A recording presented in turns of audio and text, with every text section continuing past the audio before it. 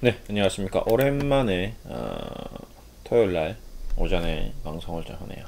오늘 조금 시간적 여유가 있어서 한번 진행해 보겠습니다. 차근차근 해보겠습니다. 네.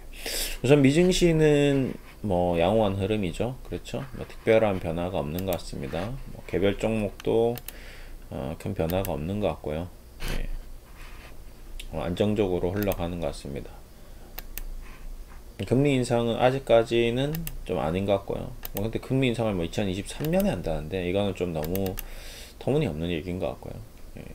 단정적으로 얘기하기가 힘든 부분이죠. 조만간 하겠다, 뭐 앞으로 향후하겠다가 아니라 2023년에 하겠다? 좀 말이 안 되는 얘기인 것 같습니다. 그거는 패스하시고요. 근데 그럼에도 불구하고 좀 테이퍼링이 조기에 나올 수 있다는 얘기가 나오는 이유는 아무래도 여러분도 체감하다시 부동산 가격이라든지 물가라든지 전반적으로 경제의 모든 현상에서 이상 신호가 있죠. 그러니까 딱 두 가지인 것 같습니다. 코로나라는 질병에 감염된 인간들로 인해서 경제가 굉장히 힘들어졌고, 그 힘들어진 경제를 회복시키기 위해서 초극단적인 경제 정책을 썼는데, 이 경제 정책이 오히려 다시 또 인간의 경제를 훼손시키는 그런 과정으로 가면 안 되기 때문에 테이퍼링이든 금리 인상이든 해서 빨리 진정을 시켜야 됩니다. 안 그러면 이제 더 나쁜 현상이 또 앞으로 나올 수 있기 때문에 그렇죠. 그러니까 과거에도 그런 일이 너무 많았기 때문에 사전에 예방 조치가 나와야 되는데, 지금 그 예방 조치들이 쉽게 우리 인간의 욕심, 탐욕 때문에 본인들도, 그 정책을 결정하는 사람들도 주식 투자를 하고, 그 정책을 결정하는 사람들도 부동산이 있기 때문에 쉽게 결정되기가 쉽지 않습니다. 예. 맞잖아요. 우리나라 정부 관료들도 부동산 다 있거든요. 그러니까 부동산이 올라가서 지금 기분이 좋단 말이지. 근데 그 부동산을 가격을 낮출 거라고 정책을 굉장히 공격적으로는 펼치지 못하고 있는 게 현실입니다. 그리고 이미 부동산이 올라왔기 때문에 국민들이 어떤 감정도 좋은데 굳이 찬물을 끼얹을 필요는 없죠. 대부분 이제 대다수의 부동산이 없는 국민들에게는 또 화가 날 수 있지만, 결정을 짓는 사람들은 그렇지 않을 수도 있다는 거, 요거 좀 맹점이겠죠. 우리가 간과하면 안 될 부분인 것 같습니다. 뭐 미국도 마찬가지고 전 세계 시장도 마찬가지다라고 좀 보시면 될 것 같고요. 자, 이 와중에 이제 부동산이 올라가는 과정에서 주식이 올랐는데, 문제는 안 올라가는 주식들이 꽤 있다는 겁니다. 네, 셀트리온도 지금 많은 주주님들이 지금 답답해하는 종목 중에 하나겠죠. 왜? 셀트리온이 안 올라간 건 아니에요. 근데 기대만큼 안 올라간 거죠. 그러니까 작년에 2024년 3월 대비해서 올라가긴 했으나, 내가 봤을 때는 더 올라가야 되는데, 다른 종목들은 더 많이 올라간 종목이 많은데 상대적으로 안 올라갔다는 거죠. 예.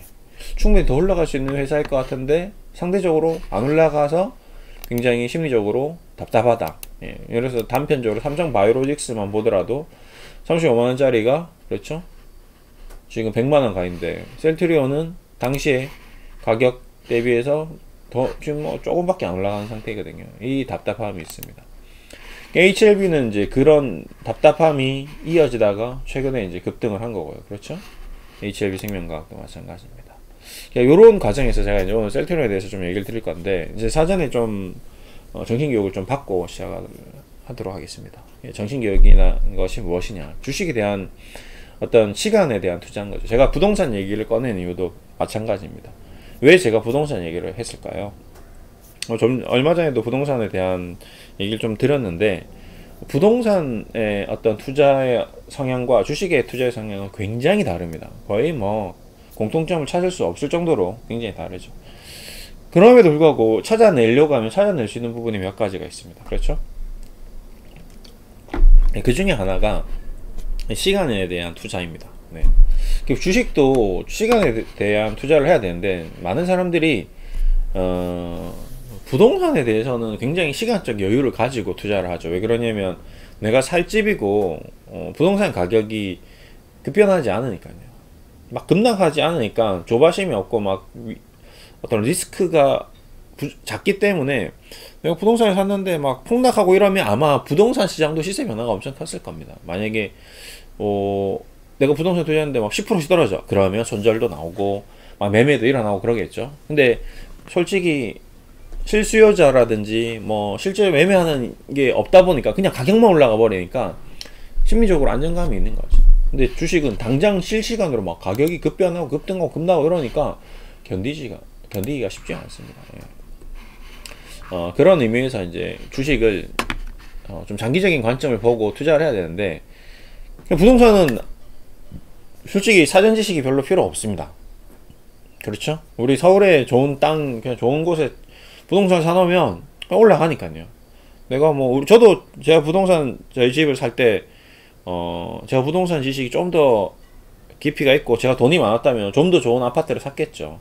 근데 당시에는 이제 막 사회초년생이고, 제가 가진 돈은 없고, 뭐, 월급 받아서 열심히 모아서 주식 투자해서 번 돈으로, 일단은 저는 집을 사놓고 주식을 더 하겠다. 이런 사고로, 최대한 서울 내에서 살 수 있는 집을 제가 가진 현금 내에서, 빚은 또 제가 싫어하거든요. 빚 10원도 한 장 안 하고 제가 가진 현금 딱 현금 결제하고 집을 샀지만 10년이 지났지만 잘 많이 안 올랐습니다. 빌라는 안 올라가더라고요. 최근에 좀 올라가더라고요. 하도 올라가니까. 이제 아파트가 너무 많이 올라가니까 빌라도 좀 꿈틀거려서 좀 올라가긴 했는데, 제가 똑같은 당시 그 돈을 가지고 대출을 받아서 아파트를 샀다면 엄청나게 올라갔겠죠. 그렇죠? 근데 좀 특이한 거는 또 그 당시에 많이 올라간 아파트들은 지금 많이 안 올라가 있더라고요. 그 당시에 별로 안 올라갔던 저희 신도림, 제가 온수 힐스테이트를 좀 살려고 했었는데 돈이 좀 부족했죠. 당시에 뭐 제가 가진 돈으로는 아파트를 살 수 없어서 빚을 내냐 마냐 고민을 하다가 그냥 빌라로 사서 지금 살고 있는 집에서 계속 살고 있는데, 그때 만약 그 아파트를 샀다면, 빚을 내 샀다면 지금 시세 차익은 뭐 더 큰 시세 차익이 났겠죠. 시간이 지나서 저평가되었던 아파트가 지금 현재 굉장히 평가가 절상되어 있습니다. 이런 것과 똑같은 거거든요. 제가 주식을 투자하는 그 관점도 똑같습니다. 제가 어릴 때 부모님이 이제 장난감 가게를 했어요. 빵집과 왼쪽에는 빵집, 오른쪽에는 장난감 가게, 뭐 팥빙수도 팔고. 그러면서 저는 어릴 때 엄마랑 같이 그런 이제 장사를 하는 과정에서 엄마 따라 장난감 부전시장에 가면 장난감 도매상이 있습니다. 거기 가서 장난감을 500원짜리를 사와서 1000원에 팔았죠. 그거를 엄마 따라 맨날 가다가 제가 조금 커서 이제 초등학교 한 3, 4학년 때부터는 엄마가 장사를 해야 되니까, 그럼 문을 닫고 가야 되니까, 둘 다 가면 엄마는 장사를 하고 제가 그 장을 보러 갑니다. 그럼 가서 2만원치 제가 사와요. 2만원치 사와서 이제 제가 좋아하는 장난감, 근데 제가 좋아하는 장난감은 애들이 좋아하는 장난감이잖아요. 그렇죠? 제가 애기니까. 그래서 그걸 사오면 엄마는 이제 그걸 파는 거죠. 그러면 이제 제가 이제 그 심부름한 가격, 심부름한 것 때문에 장난감 하나는 제가 이제 만들 수 있는 거예요. 제가 제일 사고 싶은 장난감을 하나 사와서 그건 제가 조립해서 만들고, 그 다음에 나머지 장난감은 팔지만 이제 중간중간 안 팔리는 거는 또 제가 만들어서 사용하고, 이제 뭐 이런 식으로 재고를 소진했습니다. 그렇죠? 예. 팔리지 않는 장난감은 제가 이제 처리를 하는, 재고 소진을 하고, 이제 진열을 하고, 쇼윈도에, 윈도우 드레싱이죠? 어떤 시즌이 지난, 유행이 지난 장난감은 이제 배기 처분하고, 또 새로운 시즌의 장난감 쇼윈도에도 진열하고, 뭐 이런 식으로, 장사 아닌 장사를 제가 어릴 때부터 했습니다. 네. 장난감 파트는 제가 맡은 거죠. 부서장이 된 거죠. 그러면서 이제 원가와 판매가에 대한 개념이 어릴 때부터 서 있었던 거죠. 그래서 저는 불가피하게 어쩔 수 없이 어떤 물건을 볼 때 항상 원가를 생각합니다. 커피 한 잔을 마실 때도 이거 원가 100원도 안 할 것 같은데 이걸 내가 1700원에 사 마신다고? 그러니까 커피숍을 안 가는 거죠. 예. 원가 가치에 대비 너무 갭이 크니까. 그 다음에 밥은 어쩔 수 없이 먹어야 되니까. 커피는 제가 안 마셔도 되지만 커피는 자판기가 있으니까, 그리고 원래 커피를 제가 못 마시니까 커피에 대한 인식이 좀 안 좋았습니다. 스타벅스도 지금도 마찬가지인데, 야, 커피 한 잔이 5,000원이라고? 한 잔에 100원도 안 할 것 같은데 원가가. 그러면서 저는 이제 그러면서 커피에 대한 어떤 약간의 그런 게 있습니다. 그렇다고 해서 차를 마시는 것도 아닙니다. 예. 어차피 남자들은 원래 차에 대한 개념이 좀 없으니까 그런 게 좀 있긴 한데, 그래도 이제 남성분들도 스벅 좋아하시는 분들이 너무 많죠. 지금은 근데 이제 요즘에는 저도 이제 별로 안 좋아했는데 이제 중간중간 한 번씩 이제 마시다 보니까 너무 맛있는 거죠. 그 최근에 이제 너무 피곤한 날에 이제 돌체라떼를 한번 누가 친구가 사서 주길래 먹었는데 와 이건 천상의 맛이더라고. 그래서 이제 스타벅스 쿠폰이 이제 선물이 가끔씩 옵니다. 그러면 마셔요 저도. 엊그제도 돌체라떼 사 마셨습니다. 피곤해서 돌체라떼 한 잔 딱 마셨는데 야 이건 너무 맛있더라고요. 그래서 그 홍보하는 게 아니고 그냥 그런 게 제가 성장을 해왔습니다. 이제 그런 과정에서 주식도 이제 이렇게 생각을 한 거죠. 좀 싼 주식을 사고 싶은데 원가 이하에 거래되는 주식을 사서 마진을 남기고 팔면 되겠다. 이제 이런 과정인 거죠. 그런 과정에서 주식을 바라볼 때도 항상 저는 어쨌든 지금 현재 가치 대비 저평가된 기업을 찾으려고 노력합니다. 그게 저평가인지 아니면 가치가 훼손된 건지 그게 좀 어려울 수 있습니다. 분명히 주식이 가격이 떨어진 거는 그 가치가 훼손된 거일 수도 있고요. 그러니까 의도적으로 가치를 훼손시킨 거일 수도 있습니다. 그걸 찾아내는 거죠. 자, 우리가 대게 시세가 지금 뭐 키로당 10만원이라고 얘기했을 때 속초 가서 먹으면 뭐 6만원 하겠죠. 속초 막 현지에 가서 사서 우리가 쪄먹으면 5만원이겠죠 10kg당. 근데 뭐 대량 구매를 해서 택배를 해서 쪄서 이제 뭐 요즘에 발송 하도 이제 코로나 때문에 그러니까 보내주더라고요. 뭐 5kg에 그쵸 1kg에 또 5만원 해서 택배비 5천원에서 보내주는 것도 있습니다. 근데 이제 그건 정말 대게를 막 손질해서 먹고 막 그거 쓰레기 다 처리해야 되고 그 비용이 이제 발생하는 거죠. 나의 어떤 수고 비용. 근데 뭐 지금 서울에 있는 뭐 구로구에 있는 속초 대게라는 데 가서 하면 키로당 8, 9만원 합니다. 대신에 그 8, 9만원에 3만원은 뭐죠? 내가 그 자리세, 그 다음에 뭐 밑반찬, 그 다음에 뭐 숟가락 젓가락, 그 다음에 다 먹고 나서 설거지, 이런 부대 비용이 다 포함되어 있는 거거든요. 그렇죠? 그래서 프리미엄 붙은 것 같지만 그 마진 원래 대게 원가 대비 대게를 팔아서 벌 수 있는 마진과 그 다음에 그 서비스를 해서 얻는 마진, 두 가지 마진을 이용해서 장사를 해서 돈을 벌고 있습니다. 주식도 마찬가지인 거죠. 그런 게 HLB라는 회사, 뭐 셀트리온이라는 회사, 삼성바이오로직스라는 회사가 그런 마진이 생기는 공간, 그 공간을 공략을 해서 그 마진을 얻어내는 게 주식 투자의 핵심이라고 저는 이제 생각하는 거죠. 그래서 어릴 때부터 그렇게 원가를 사서 판매가에 파는 그런 어떤 습성들이 이제 몸에 배이다 보니까 그렇게 된 거죠. 저는 대학 4학년 내내 축제를 즐기지 않고 축제 때 이거 사람들이 엄청 많이 오네, 장사하면 돈 벌겠는데 해서 꼬지 장사를 했습니다. 또 역시 마찬가지죠. 저는 어릴 때 부전시장에 가서 시장에 대한 원가에 대한 개념이 있었거든요. 그래 그럼 닭꼬지를 부전시장 가서 원가에 사서 브루스타 해서 불판해서 구워서 양념 발라서 팔면 하나에 1,000원이니까 시장 조사를 했죠. 원가가 얼마지? 꼬지 하나에 뭐 100원, 200원 합니다. 양념 발라서 팔면 800원 마진 남네. 10개 팔면 8,000원 남는 거죠. 그럼 내가 시간당 당시 알바비가 막 한 1,500원, 2,000원 했으니까 그럼 내가 뭐 한 3시간에서 일을 했을 때 알바보다 돈을 더 많이 벌겠는데, 이제 이런 개념으로 해봤습니다. 대박 나는 거죠. 하루에 막 매출 100만 나온 거죠. 그럼 얼마 번 거예요? 마진 100만원에 한 20만원, 수고비 10만원 하고 해서 70만원을 번 거거든요. 하루에 70만원을 번 거죠. 이거 뭐 나 그때 당시에 피자 배달 알바를 했었는데 한 달 월급이 100만원이었는데 하루에 70만원씩 버니까 3, 4일 하면서 200~300만원을 벌어버린 거죠. 이 장사가 이래서 사람들이 장사를 하는구나. 그때 이제 그걸 좀 느꼈는데, 그러니까 매번 축제 때는 저는 이제 축제가 돈으로 보이는 거죠. 다른 학교 축제도 갈까 했는데 그거는 좀 어려웠습니다. 그거를 이제 이동하고 뭐 자리 파악하고 자리 또 내주고 이런 게 있거든요, 축제는. 근데 저는 이제 당시 학교 학생이었고 하니까 뭐 제가 장사를 하는 것에 대해서 뭐 누가 와서 뭐라 할 수 없었으니까 그런 거죠. 그런 면에서 지금 이제 HLB도 똑같이 제가 HLB는 굉장히 오랜 기간 자문을 해드렸습니다. 많은 자문을 해드렸고 HLB로 수익을 좀 많이 내드렸어요. 근데 그 과정도 마찬가지 HLB에 대한 제 유튜브 방송도 꽤 많이 있습니다. HLB를 욕을 되게 많이 했죠, 제가. 20만원 할 때는 욕을 많이 했습니다. HLB가 20만원 할 때는. 근데 지금 이제 무상증자로 해서 9만원, 그러니까 당시에 94,000원일 때, 이때 이게 말도 안 된다. 이건 지금 된 것도 아니고 약이 나와도 이 정도 가격 시가총액은 아니다 해서 욕을 엄청 했는데 근데 이게 가격이 이제 10만원 이하로 떨어진 거죠.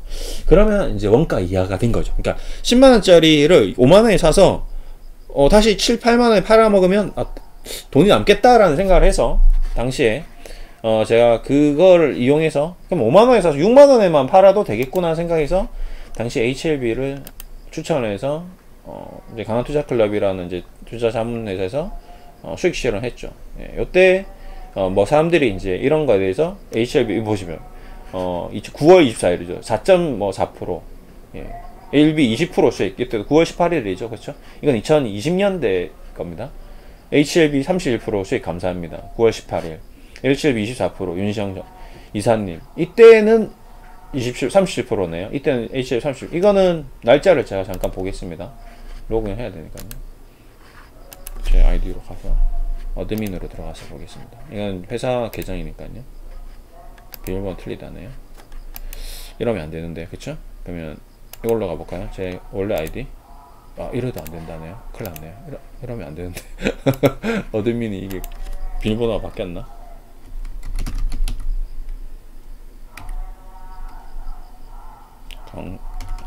이걸 비밀번호 가르쳐 줄 수도 없잖아.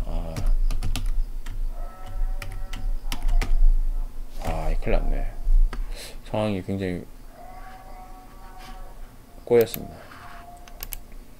내 비밀번호가 왜 안 맞지? 이걸 다시 해보겠습니다. 맞을 건데? 큰일 났네. 이러면 곤란하네.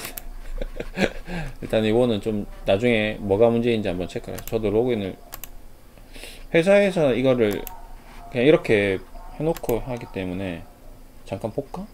보면 안 되는데. 회사 계정으로 제가 로그인 하다 보니까 이게 중간중간 한 번씩 업무팀에서 바꾸다 보니까 제가 이걸 바뀐 걸 모르겠습니다. 그냥 바로 보겠습니다. 메인으로 돌아가자. 그래서 중요한 거는 자, 아니 너 말고 이 HLB라는 종목을 어떤 식으로 이제 추천을 하고 수익 인증 어딨나? 이렇게 했는데 최근에 이제 수익을 엄청 많이 내드렸죠. 그래서 이때가 이제 지금은 8월 31일 올해 거거든요. 이건 올해 겁니다. 올해 거고 30일. 그리고 올해는 제가 두산중공업으로 한번 그냥 제가 이제 점점 이제 자문의 종목을 줄여 나갔습니다. 이제 마지막 HLB 생명과학으로 이제 강한투자클럽에서의 자문을 이제 종료했죠. 예, 당분간 좀 쉬었다가 또 뭐 새롭게 뭐 자문을 시작할지 모르겠으나 일단 당분간 좀 쉬기로 했습니다. 지금 저도 좀 지쳤기 때문에. 다른 전문가들이 이제 워낙 많이 있고 하니까 뭐 제가 굳이 안 해도 이제 되는 거니까요. 그렇죠? 그리고 뭐 애니플러스 윤시영 이사님, 애니플러스도 이제 올 초에 했고 뭐 두산중공업 이제 이렇게 이제 점점점 제 포트폴리오에 남은 종목들을 다 수익 실현해주면서 이제 작년에 추천했던 것들을 다 정리해 나갔습니다. 근데 이 정리해 나가는 과정에서도 마찬가지입니다. 자, 나중에 애니플러스랑 두산중공업도 한번 얘기를 좀 같이 드릴게요. 오늘 지금 셀트리온 얘기하는데 무슨 얘기를 하는지 결론을 나중에 얘기 드리겠습니다. 중간중간 이제 뭐 유유제약 뭐 이런 거 단타로 이렇게 5%씩 뭐 이런 수익을 내기도 합니다. 이런 것들은 HL생명과 9.7% 맞죠? 근데 이런 과정에서 이게 작년 12월이거든요. 이 이후로 제가 얼마나 오랜 기간 동안 HLB생명과학과 HLB를 기다려 했는지 여기 있는 회원님들이 다 얘기를 해줬어요. 이사님 다시 리딩해 주십시오. 예, 두산 L생 저는 믿고 따라왔습니다. 예, 믿고 따라오신 분이죠. 그래서 13%에 대한 수익을 냈습니다. 1200만원, 이게 500만원 정도 수익이 난 거죠. 그렇죠? 예. 그러니까 뭐 이분도 그렇고, 그러니까 이분은 이제 제가 이제 제시한 목표가가 있습니다. 뭐 2차 목표가 있는데, 거기까지 자기는 가겠대요. 저는 이제, 지쳤습니다. 저는 이제 수익 내드리고, 이 정도 수익이면 됐다. 이 정도면 충분하다라고 생각하고 저는 이제 전량 매도 신호를 보내드리고, 방을 이제 다른 이제 우리 기존 전문가들한테 다 넘겼어요. 이제 저는 이제 리딩을 그만하겠다. 그러니까 이제 이분께서 리딩을 계속 해달라고 이제 요청을 한 거고, 저는 그러면 좀 쉬었다가 다시 뭐 하든지 뭐 이렇게 얘기한 거고요. 이분도 뭐 박현민 님도 끝까지 자기는 이제 저를 믿고 이제 따라오신 거죠. 그래서 HLB는 72%, HLB생명과학은 38% 이렇게 수익 실현을 한 거고요. 뭐 이런 분들이 이제 쭉 이제 저희 이제 앱에서 이제 수익 실현은 이분은 로딩한인데 뭐 68% 수익했네요. 예, 이분 47%. 그러니까 시점마다 다르죠. 산 시점마다 따라서 뭐 12,000원 샀냐, 11,000원 샀냐. 원래는 2만원대였죠. HB생명 같은 경우는. HLB는 뭐 8만원, 7만원, 6만원. 뭐 그때 가격이 다 다르거든요. 예, 그래서 계속 저는 꾸준히 추천을 해서 이제 수익 실현을 이제 한 거죠. 이분들은. 예. 제일 큰, 이게 뭐 108% 같은데, 이분은요. 예. 예. 그 다음에 이분 늦게 잡았는데, 이분 늦게 잡으신 분이죠. 뭐 20%. 네, 이분은 25%. 다 다릅니다. 이분은 50%. 네, 짧게 걸릴 수도 있지만 길게 걸릴 수도 있지만 믿는 이유가 항상 목표가 근처에서 매도하기 때문입니다. 짧게 제가 추천했는데 생각보다 빨리 됐네? 이런 빨리 매도하고 야 이건 너무 길었는데? 근데 이제 HLB, H생명은 총 4번, 5번의 수익을 내드렸거든요, 제가. 그러니까 이 백준현님은 저랑 HLB라는 종목만으로 4번, 5번의 수익을 실현했습니다. 바로 이 부분입니다. 바로 이 부분. 이 부분이 지금 4번, 5번이라고 얘기한 게 이 20만원일 때 HLB를 추천할 수는 없었지만 얘가 이제 움직이는 모습을 본 거죠. 한 10만원 오면 올라오는데 10만원 오면 사서 13만원 팔고 10만원 올라오면 12만원 팔고 10만원 올라오면 11만원 팔고 계속 이렇게 매매해 드리다가 여기서 이제 다크닥 걸린 거죠. 저도. 그러고 나서 여기서 추가 매수 하실 분들은 추가 매수하고 신규 회원님들 신규 사고 그래서 어떤 분들은 뭐 100%씩 수익 나는 분들 3만원에 사신 분은 100% 수익 난 거죠. HLB가. 그렇죠? 6만원만 팔았으니까. 이렇게 해서 또 이 길고 긴 힘든 구간 동안 산 거죠. 근데 문제는 뭐냐면 여기는 추천 안 했다는 겁니다. 이 구간에서는 제가. 그렇죠? 셀트리온도 마찬가지입니다. 지금 제가 셀트리온을 여기서 추천을 안 했어요. 그렇죠? 기억나시죠? 여기서는 셀트리온 페타컴플리 현상입니다. 지금 좀 답답하고 좀 부담스러운 가격이네요. 지금 약이 나온 게 아닌데 지금 당장 이제 출시되는 거고 뭔가 이게 약이 본격적으로 팔린 게 아닌데 여기에 문제점이 있는데 저는 지금 백신이 나온다 하면 뭐 이런 가정들을 한 거죠. 제가 혼자만 이거를 사는 것보다는 저는 오히려 여러분 정말 죄송하지만 저는 화이자를 사는 게 나을 것 같은데요 라는 방송을 되게 많이 드렸습니다. 많이 보신 분들이 있을 거예요. 그래서 화이자를 추천을 여기 박스를 되게 많이 그려놨죠. 그래서 저는 화이자 추천을 많이 드렸습니다. 셀트리온보다는 화이자가 지금 더 나을 것 같습니다 해서 화이자가 훨씬 더 저평가됐습니다. 근데 화이자 사신 분들은 수익이 났어요. 35달러에 사신 분들은 50달러까지 올라가는 모습을 봤을 겁니다. 이런 전체적인 모습들이 저는 이 여러분들이 생각하는 주식과 제가 생각하는 주식의 차이가 바로 이 부분입니다. 제가 어릴 때부터 장난감 가게에서 원가에 물건을 떼와서 팔고 그 다음에 뭐 축제 때 닭고기 장사를 하고 그 다음에 뭐 중간중간 고등학교 때 뭐 사진도 찍어서 팔고 뭐 우연히 그런 일들이 있었습니다. 제가 뭐 이 사진을 찍어서 장사를 하려고 찍었던 게 아니고 친구들하고 흑백 사진을 이제 찍은 거죠. 근데 그 흑백 사진이 너무 예쁘게 잘 나온 거죠. 레트로스럽던 거죠. 그 당시에 수동 카메라도 없었고 아버지가 사놓은 수동 카메라를 가지고 와서 제가 이제 수동 카메라 찍어서 친구들을 이렇게 나눠줬는데 친구들이 너무 좋아하니까 졸업 시즌이고 이제 먹는 게 타이밍이 맞았던 거죠. 그러니까 이게 주식에 대해 말하면 모멘텀입니다. 제가 의도한 바는 아닌데 지금 셀트리온은 모멘텀이 지금 악화되는 거고 모멘텀이라는 단어는 이렇게 보시면 되세요. 어떤 추진력이라고 보시면 됩니다. 그러니까 당시에 어떤 지금 HLB가 가지고 있는 원래의 모멘텀이 없어요. 지금 리보세라랩이 굉장히 지금 처져 있는 상태입니다. 지금 리보세라랩이 프리-NDA가 나오고 뭐 FDA 뭐 승인 이거 얘기가 나온 지가 지금 2년이 지났는데 안 나오고 있어요. 사람들이 답답하고 미치고 환장하고 펄짝 뛸 시장입니다. 고등학교 1, 2학년 때는 우리가 지치고 제가 고등학교 2학년 때 사진을 찍었다면 아무도 안 샀을 겁니다. 근데 고3 졸업반에 마침 이제 졸업하려고 뭔가 고등학교의 추억을 남기고 싶을 때 그 레트로스러웠던 사진을 찍어서 그냥 저는 추억 삼아 친구들한테 나눠줬는데 그게 너무 예쁘고 그 필름도 제가 좀 고급 필름을 쓰고 해상도도 높고 흑백 필름 쓰고 이러다 보니까 비용이 많이 들어가는 거죠. 그래서 제 돈으로 처음에는 친구들한테 나눠줬는데 또 찍어달라고 하니까 야씨 그러면 야 돈 내 이렇게 해서 장당 1,000원이다 해서 했는데 그러면 제가 원가 계산해서 뭐 제 수고비 계산해서 1,000원 하면 한 뭐 1, 200원 남겠죠?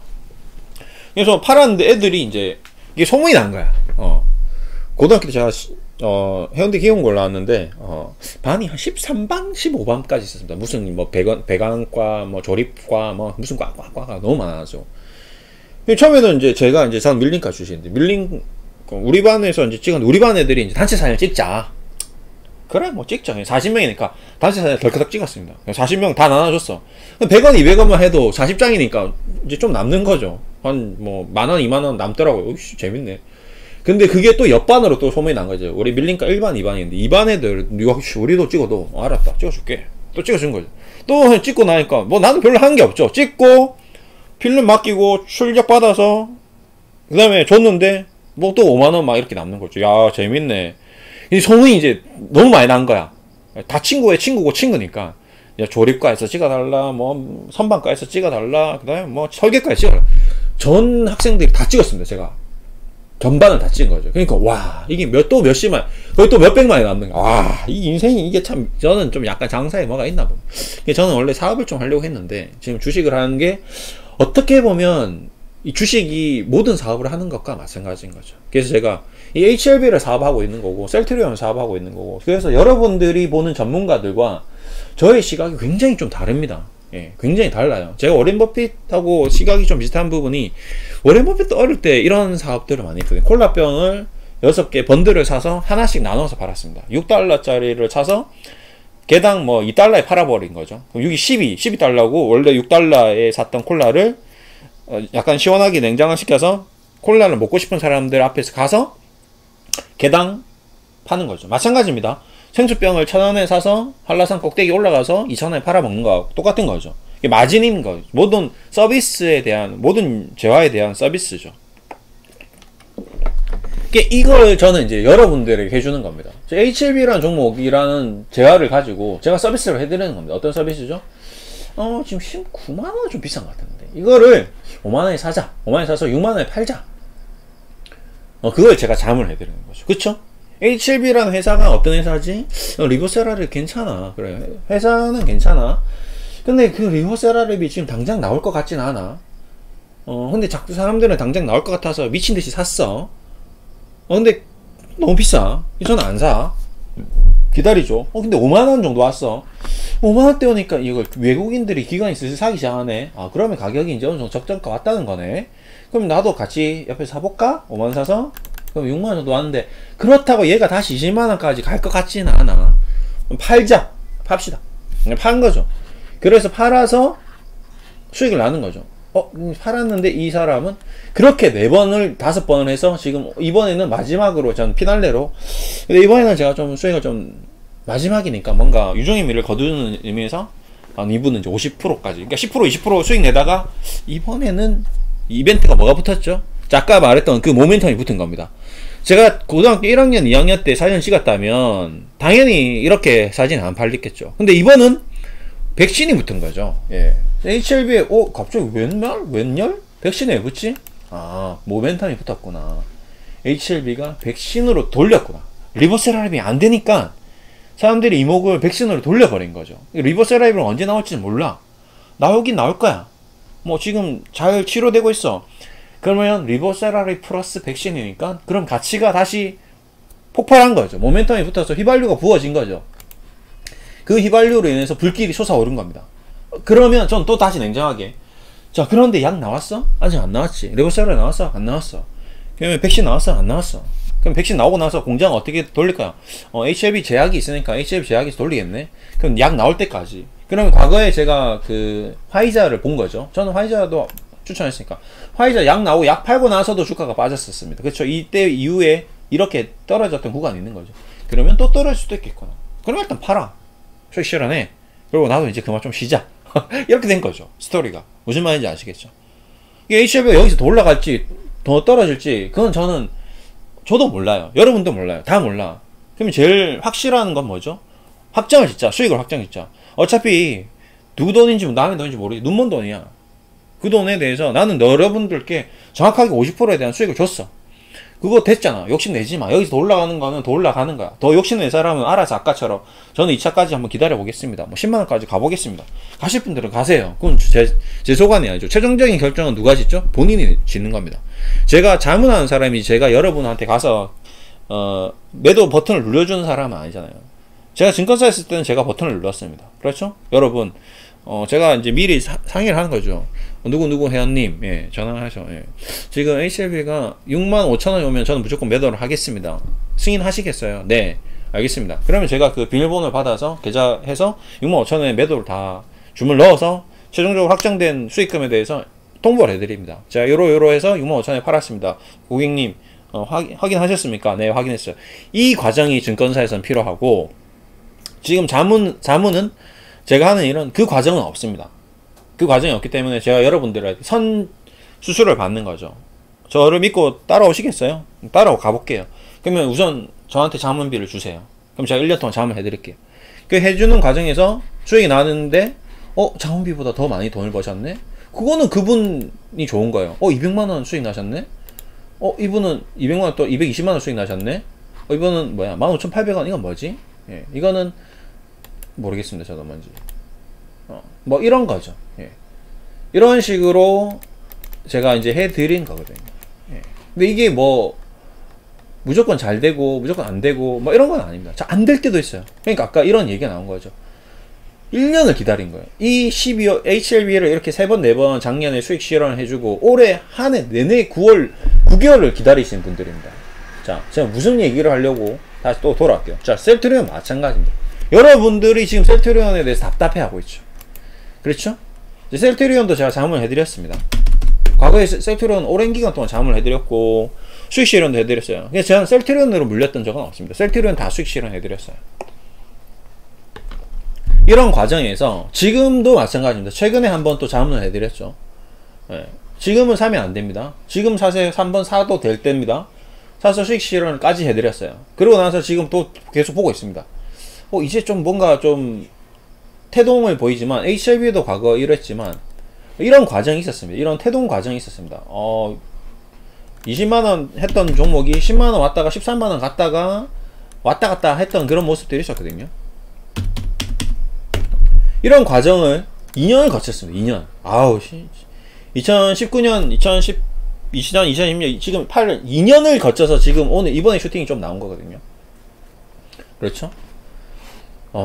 그리고 껍질까지 다 벗겨내는 상태였고, 무상증자까지 하고, 무상증자 이후에 또 다시 껍질 또 벗겨내고, 2번 껍질 벗겼습니다. 한 번 벗겨고, 2번 벗기고, 2번 벗기고, 지금 더블 만들었습니다. 셀트리온도 이런 껍질을 벗기는 과정이 나올 수도 있다는 거죠. 저는 너무 오래 봤기 때문에 주식이 별의별 일이 다 있더라고요. 뭐 이런 것도 껍질을 벗기는 거죠. 살 껍질까지 벗기면 사람들이 지치고 지쳐 있는데 껍질을 벗겨버리면 굉장히 힘들어지거든요. 좀 약간 잔혹한 표현이긴 하는데 주식시장에서는 껍질을 벗겨낸다고 표현을 합니다. 살 껍질까지. 나 지금 지치고 힘들어 죽겠어, 배고파 죽겠어, 야 죽으려고 하는 애를 살 껍질까지 다 벗겨서 죽여버리는 거죠. 잔인합니다. 근데 그렇게 해서 돈을 버는 거죠. 세력들은 그래야지 돈이 벌리니까. 그렇게 껍질을 벗기면 뭐 어떻게 되죠? 손절매가 우죽순 나오고 세력들은 매집이라는 걸 하게 됩니다. 셀트리온도 그런 과정이 있어요. 또 기술적으로 올려놓고 또 여기서 벗겨놓고 또 25만원 깨트리고 또 투매 만들고. NC소프트도 지금 장난 아니죠? NC소프트 지금 세력들이 지금 완전 지금 껍질 벗기고 있죠. 지금. 확 벗겨내면 어떻게 되겠어? 여러분들 다 떨어져나가요. 근데 다시 여기서 다시 80만원까지 그냥 하루만에 상한가 만들어 버리는 게 세력들일 수 있습니다. 근데 꼭 그렇게 된다는 건 아니고요. 또 여기서 횡보를 시키다가 막 지겹게 횡보시키다가 또 뭐 과거에 그런 기업들이 워낙 많죠. 그런 기업들이 뭐 보톡스 회사들도 많이 있고. 보톡스 회사 뭐였죠? 여러분들한테 얘기하면 좀 알 수 있는데 휴젤은 이제 반사 이익을 받은 회사고요. 그 다음에 뭐 지금 코미판 같은 경우도 껍질을 벗기고 있는 과정의 종목이 보세요. 쫙 뺐다가 한번 들어올렸다가 또 뺐거든요. 여기서 이제 한번 투매를 확 일으키면 껍질이 완전 확 벗겨지는 겁니다. 그 다음에 시즌 메지온도 약간 조금 그런 한번 작업이 있었고요. 굉장히 메디톡스죠. 이거 괜찮죠. 메디톡스도 좀 어떻게 보면 저는 좀 그런 종류의 회사가 아닌가. 값이 바뀌면 HLB의 어떤 과정, 뭐 이런 과정. 예, 얘도 막 70만 원까지 갔다가 막 하한가 나오고 막 그랬죠. 예. 뭐 지금 뭐 대웅제약 아까 얘기했던 휴젤 같은 회사와 같이 막 뭐 보톡스를 가지고 되니 많이 중국 판권이 뭐 취소가 됐니 하면서 막 하한가가 나왔다가 급등했다가 무서운 거는 이제 제가 무서운 거는 이런 종목들이 가장 무서운 점은 뭐냐 이러다가 상장 폐지될까봐 그게 무서운 거죠. 제가 자문을 만약에 상장 폐지만 안 된다면 이라는 전제 조건이 있다면 메디톡스 같은 경우는 자문을 해드리고 싶어요. 근데 이 종목이 갑자기 재무가 이렇게 악화되기도 했거든요. 다행히 지금 좀 살아나네요. 이런 식으로 재무가 갑자기 악화되다가 계속 막 300억씩 적자를 내다가 망하는 기업들도 저는 종종 봤습니다. 그러다 보니까 제가 쉽사리 자문해드리기가 어렵죠. 근데 그런데도 이제 뭐 비중 조절해서 뭐 5% 10% 비중으로 한번 리스키하게 가면 하이 리스크 하이 리턴으로 전략을 세운다면 이런 종목들도 관심을 가질 필요가 있는 거죠.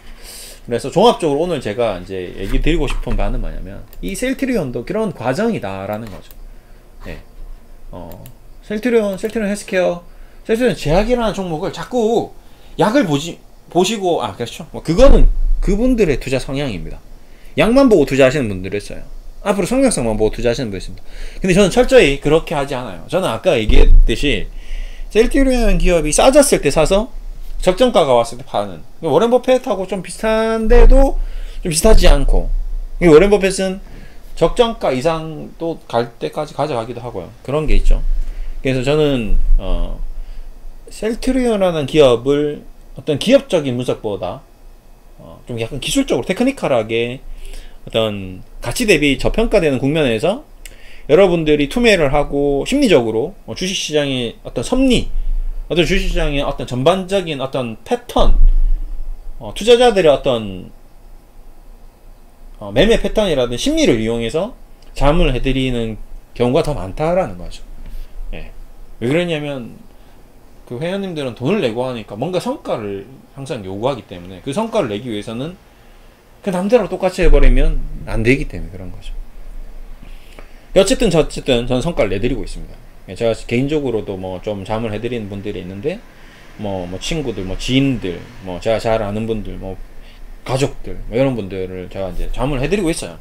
그분들도 마찬가지죠. 뭐 똑같이 좋은 기업을 사서 싸게 사서 적정가, 배당, 장기적으로 이렇게 해드리기 때문에 대신에 원칙은 뭐죠? 절대 망하지 않을 기업. 왜? 제가 자문을 해드렸는데 제가 과거에 증권사나 다 한번 경험했습니다.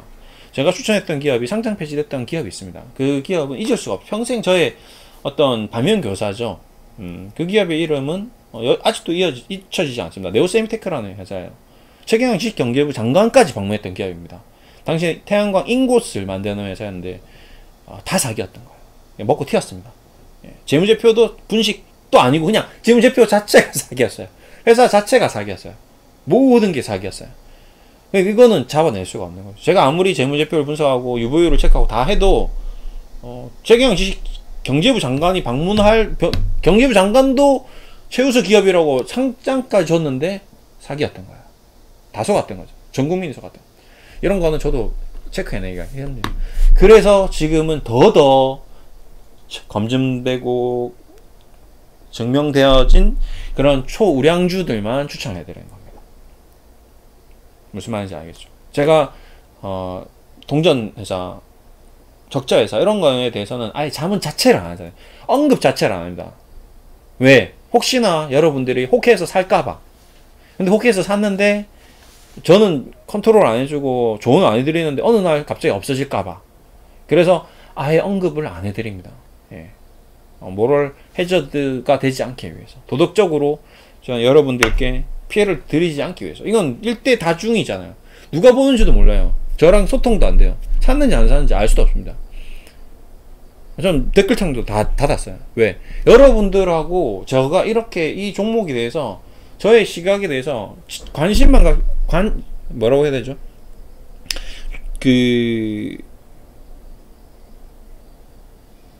참고 마시라는 겁니다. 신뢰하시면 안 돼요. 맹신하시면 안 됩니다. 그냥 참고만 하시면 됩니다. 그 누구도 책임져 주지 않아요. 주식 방송에 대해서는. 주식에 대해서도 마찬가지입니다. 자문이라는 것 자체가, 제가 자문을 지금 해드리고 있는 증권사도 마찬가지고, 투자회사도 마찬가지고, 펀드회사도 마찬가지입니다. 걔네들은 법적으로 보호가 되어 있어요. 여러분들께 아무리 제가 자문을 해도 그 회사가 없어지고 상장 폐지가 되어도 최종적으로 버튼을 누가 누르죠? 본인이 버튼을 누릅니다. 매수 매도 버튼을 누가 누르죠? 본인이 누릅니다. 수익 난 거 누가 가져가죠? 본인이 다 가져갑니다. 손실 난 거 누가 가져가죠? 본인이 다 가져갑니다. 모든 책임은 본인에게 다 있기 때문에 우리가 하는 모든 자문에 대해서 법적으로 보호를 받게 돼 있어요. 여러분들은 아무리 욕을 해봤자 욕밖에 못합니다. 그걸 알고 있는 거죠. 그러니까 욕을 막 하는 거야, 나한테. 댓글에다 놓고 막 욕하죠. 저는 그런 욕들을 들을 이유가 없는데 굳이 내가 뭐 욕까지 들어가면서 자문을 해드릴 필요가 없는 거죠. 잘 되면 고맙다, 안 되면 욕먹은 거, 그게 저의 운명이긴 해요. 그래서 고맙다는 말도 안 들을래. 욕도 안 들을래. 둘 다 안 들을래. 그래서 댓글창을 닫은 겁니다. 이유는 심플해요. 그래서 그냥 스트레스입니다. 저에게는. 이거 부경을 누릴 것도 아니고요. 그냥 저는 제 생각을 여러분들께, 저의 본질적인 생각, 저의 아이디어, 저의 어떤 투자의 경험, 이런 것들을 있는 그대로를 필터링 없이, 가감 없이 다 쏟아내고, 거기서 여러분들이 변별력을 가지고 분별을 해서 득이 될 거는 취하고 실이 될 거는 파 버리면 됩니다. 핵심이에요. 저의 방송의 핵심입니다. 그렇게 보시면 됩니다. 어렵죠. 좀 어렵습니다. 그러니까 내가 어느 정도 수준이 있어야지 취하고 버려야 되는데, 아무것도 모르는 사람들에게는 보고 싶은 방송이 아니죠. 그래서 저의 방송은 조회수가 낮습니다. 그럼에도 불구하고 제가 하는 이유는 제가 좋아서 하는 일이니까요. 누가 시켜서 하는 일 아닙니다. 나 뭐 방송 찍어 넣어, 안 찍으면 뭐 회사에서 월급 안 줘, 이런 것도 아니죠. 저 개인적으로도 뭐 잠을 하고 있고 회사도 다니고 있고, 그냥 뭐 어느 정도 경제적인 시스템은 구축해 놨습니다. 뭐 얘기 드려서 집도 저는 회사 초창기에 뭐 30대 때 집을 샀으니까요. 그러니까 저도 똑같죠. 주식하고 똑같습니다. 일단 베이스에 안정을 깔아 놓는 겁니다. 제가 추천하는 주식들도 대부분 그래요. 기본적으로 회사가 재물구조가 좋아야 돼요. 좋은 회사여야 됩니다. 튼튼해야 됩니다. 그래야지 여러분이 심리적으로 안 들릴 수 있으니까요. 저는 집이 있어요. 제가 먹고 살 수 있는 집. 제가 아무리 힘들어도 회사를 잘려도 저는 괜찮아요. 왜? 제가 쉴 수 있는 집이 있으니까요. 나가서 알바를 뛰면 됩니다. 한 달에 뭐 100만 원만 벌어도 제가 하루 종일 100만 원 식비 못 먹습니다. 짜장면 먹고 살아야 돼요. 라면 끓여 먹고 살면 되고요. 저 군대 나왔거든요. 군대에서 전투식량만 먹고도 한 달, 두 달 살 수 있는 경험을 다 해봤습니다. 그 군대 짬밥 더럽게 맛없어요. 그거 먹고 3년 살았습니다. 못 살게 뭐. 남자들은 그런 약간 굉장히 생존에 대한 본능이 있죠. 그렇기 때문에 집만 있으면 생존할 수 있는 거거든요. 집이 없어도 월세 가면 되는 거고, 아니 노가다 뛰면 되는 거고. 회사가 지금 있지만 우리 남자는 살아갈 수 있습니다. 그래서 제가 이제 과거에 이제 힘들 때 이런 얘기를 많이 드렸습니다. 아니 빚이 200억이 있으면 왜 죽냐고 자꾸 제가 뭐라 했습니다. 주식 투자에서 뭐 지금도 마찬가지겠지만 빚 투자에서 지금 굉장히 힘든 분도 아마 방송을 보고 있으실 분도 있는데, 그분들한테 저는 정확하게 얘기 드릴게요. 죽을 이유가 없어요. 한강 갈 필요가 1도 없습니다. 빚 200억 갖고 그냥 죽으면 돼요. 언제? 내가 아파서 죽는 날. 자살 말고요. 아파서 죽는 날. 내가 나이가 120살 돼서 죽으면 돼요. 그냥 빚은 200억이 있습니다. 개인 파산 신청하세요. 그리고 열심히 일을 해서 현금 주는 데 가서 일을 하시고 돈을 벌어서 먹고 살면 됩니다. 아무 문제가 없어요. 그 빚 200억에 대한 소송을 하는 사람들은 먹고 살만해요. 다들 회사고 뭐 그다음에 은행이고 뭐 이런 사람들은 그 돈 없어도 잘 먹고, 여러분보다 더 잘 먹고 잘 삽니다. 훨씬 더 잘 먹고, 그거 없어도, 그 돈이 없어도. 그러니까 그 사람들한테 죄송한 마음을 가지되 돈을 못 갚았으니까 본인의 생명보다는 그 죄송한 마음이 크지는 않다는 겁니다. 본인은 사셔야 돼요. 더 잘 먹고 잘 사셔야 됩니다. 그리고 조금씩 갚으세요. 잘 돼서 또 갚으면 되죠. 이상민처럼 갚잖아요. 예. 이상민의 정신력이 굉장히 강한 사람이죠. 멘탈이 정말 센 사람입니다. 방송 나오잖아요. 떳떳하게 나와서 죄송하다고 하잖아요. 대신에 제가 열심히 방송해서 갚겠습니다 했잖아요. 훌륭한 사람인 거죠. 그런 사람이 되어야 됩니다. 잠깐 보내고 오늘 좀 여유있게 가지고 할 수 있는 얘기 다 하고 있습니다. 그래서 셀트리온도 마찬가지입니다. 여기서 지금 뭐 힘드신 분들도 있겠죠. 아, 나 지금 마이너스 20%야, 나 마이너스 30%야, 이런 분도 있을 겁니다. 올라오다가 빠지고 올라오다가 자꾸 빠지고 지쳐서 결국엔 떨어져 나갈 수도 있습니다. 근데 결국 셀트리온도 결국 왜 올라갈 수밖에 없느냐라고 저에게 질문한다면 저는 바로 이 부분에 대해서 얘기를 드리고 있습니다. 여러분은 지금 뭐 1000만원, 2000만원, 1억, 2억, 3억 투자했겠지만요, 얘네들은 여러분보다 훨씬 더 많이 투자했습니다. 누구죠? 바로 이 아이들이죠. 아이온 인베스트, 뭐 싱가포르 국부펀드, 뭐 국민연금. 이게 바보입니까? 국민연금? 우리 국민들의 돈을 다 가지고 있는데. 그 다음에 셀트리온의 어떤 대주주 서정진 회장도 멍청하진 않거든요. 그렇죠? 이 사람들은 더 화가 납니다. 지금 주가가 올라가서. 맞잖아요. 더 화나잖아요.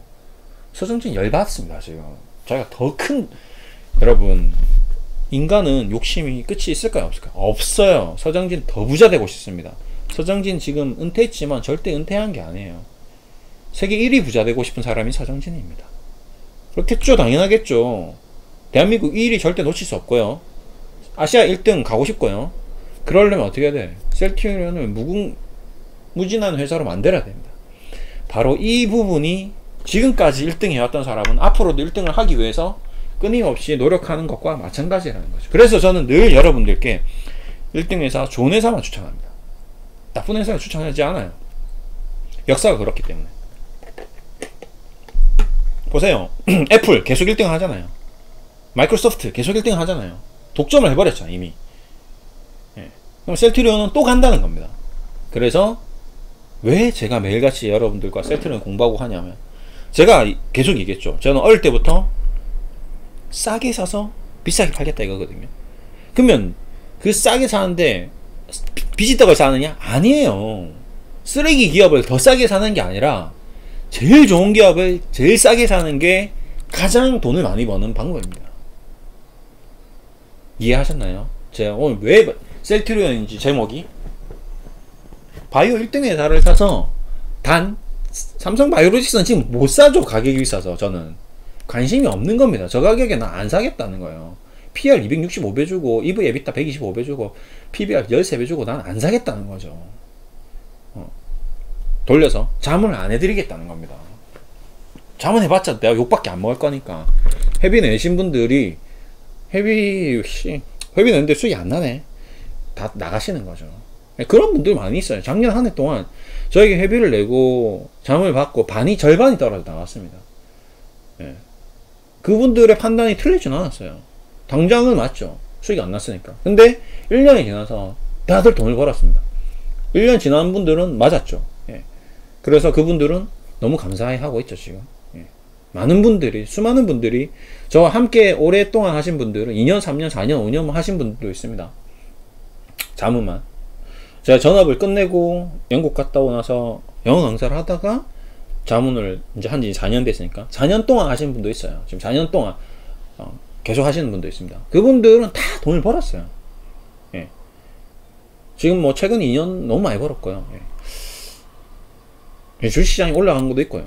뭐 제가 올린 건 아니죠. 근데 제가 어떤 부분에 착안해서 돈을 벌었냐라는 건 뭐냐면, 꾸준히 좋은 기업을 싸게 사서 끌고 가신 분들은 돈을 벌었다는 거고, 자꾸 중간에 엇나가고 헛짓거리하고 자꾸 급등주 손대고 손실하고 이러면 결국 남는 게 하나도 없었다는 겁니다. 주식시장이 좋든 나쁘든 끝까지 제가 리딩해주고 끌고 가고,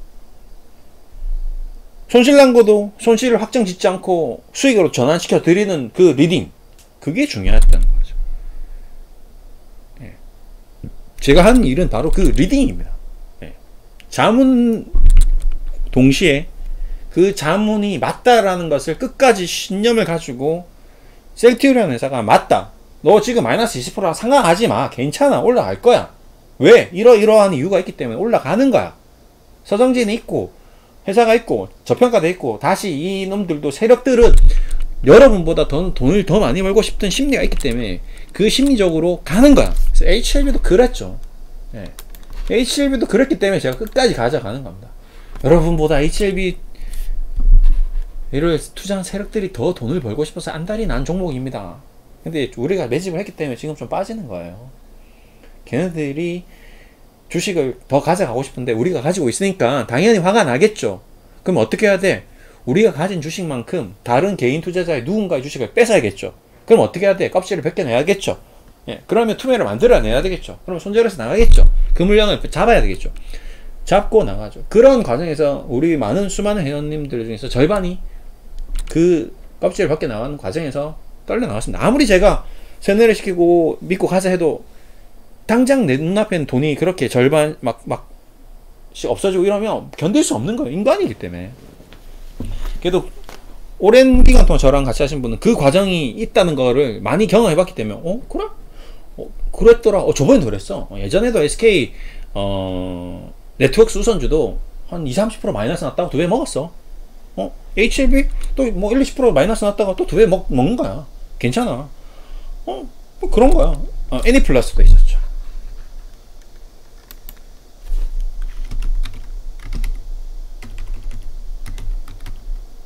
스펙주들이 그런 게 많았습니다. 네온테크라는 회사도 있었는데요.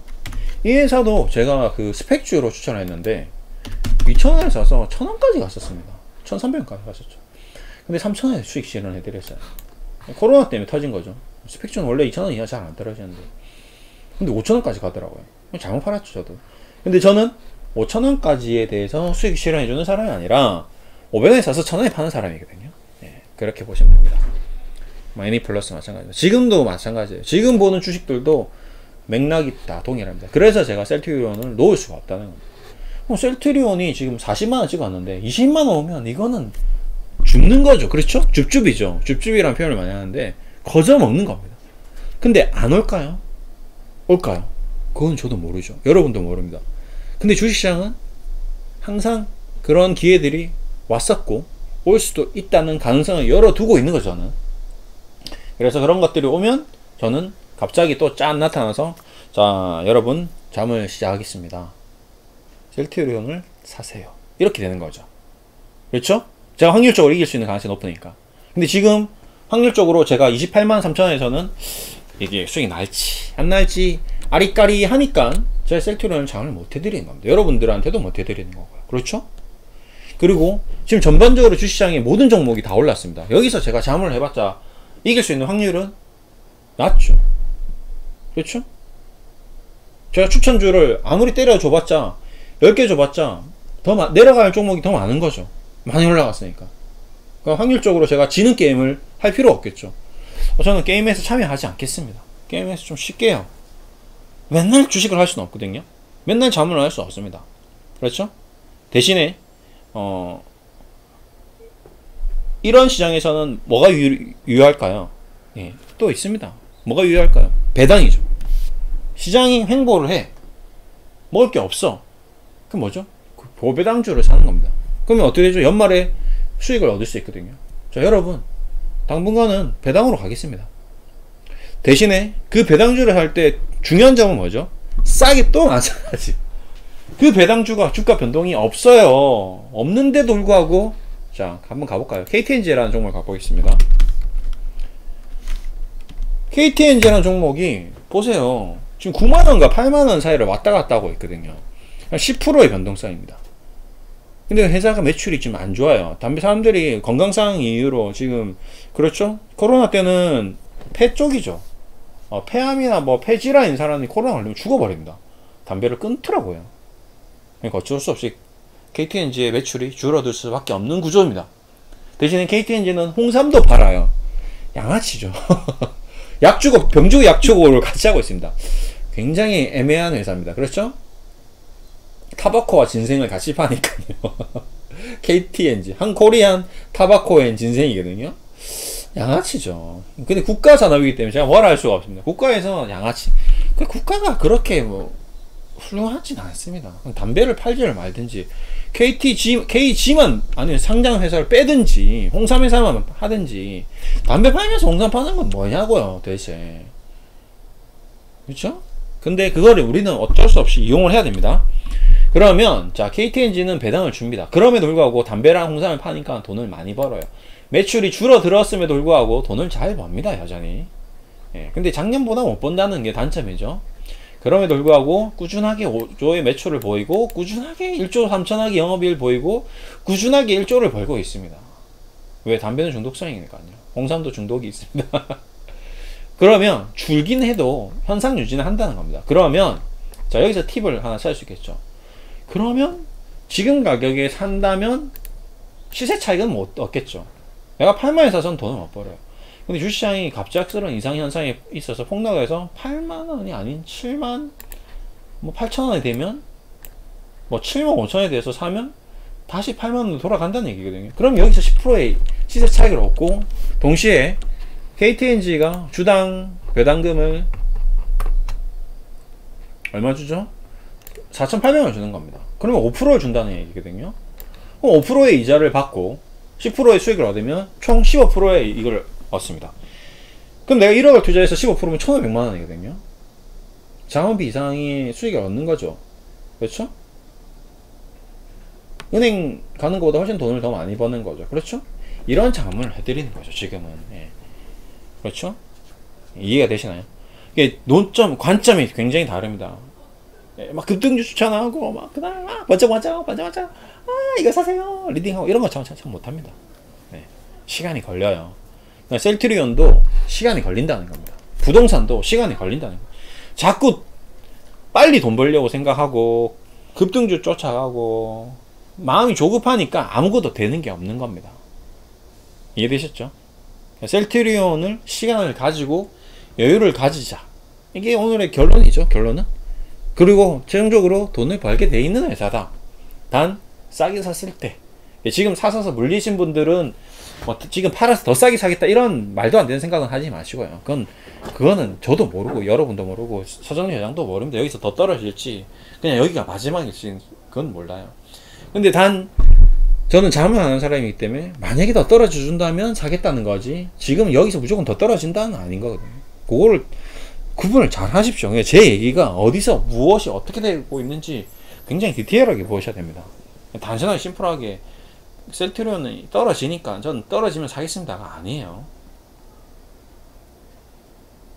이 모든 것이 주식입니다. 조금 좀 길게 얘기 되는데 정말 주식의 전반에 대해서 제가 얘기 드렸고 저의 어떤 투자의 자문에 대한 어떤 철학에 대해서 좀 얘기 드렸고 앞으로의 전략에 대해서 얘기 드렸습니다. 그럼 앞으로는 뭐죠? 똑같습니다.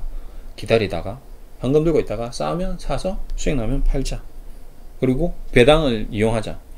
배당주는 배당을 줄 만큼 돈을 많이 벌기 때문에 그 배당주들은 관심 있게 보고 있다가 떨어지면 또 사자.